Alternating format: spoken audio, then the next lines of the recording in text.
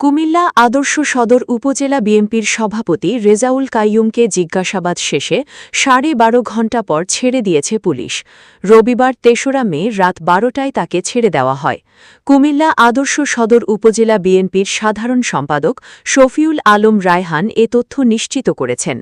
এর আগে রবিবার বেলা 11:30টার দিকে কুমিল্লা শহরের শাসনগাছার রেজাউল কাইয়ুমের বাসা থেকে আটক করে কোতোয়ালি মডেল থানা ও জেলা পুলিশের গোয়েন্দা শাখার ডিবি সদস্যরা। এরপর দুপুর 12টা থেকে কুমিল্লা কোতোয়ালি মডেল থানা ঘেরাও করে দিনভর বিক্ষোভ করে বিএনপির নেতাকর্মী ও সমর্থকরা। এছাড়াও প্রতিবাদ জানিয়ে নগরীর শাসনগাছা বাস টার্মিনাল অবরোধ করে রাখেন বিভিন্ন পরিবহনের চালক ও শ্রমিকেরা। দুপুর 12টা থেকে 3টে পর্যন্ত টার্মিনাল থেকে বাস চলাচল বন্ধ ছিল। পরে জেলা পুলিশ বিভাগের অনুরোধে 3টে থেকে ঢাকাসহ আন্তজেলা বিভিন্ন রোডে বাস চলাচল শুরু হয়।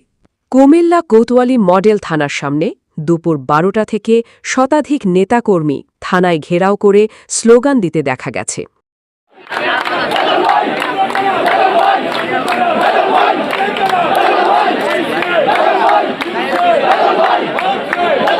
এ সময় তারা রেজাউল ভাইয়ের কিছু হলে জ্বলবে আগুন ঘরে ঘরে, জেলের তালা ভাঙব, রেজাউল ভাইকে আনব, অ্যাকশন অ্যাকশন ডাইরেক্ট অ্যাকশন, দিয়েছি তো রক্ত আরও দেব রক্ত স্লোগান দিতে দেখা গেছে।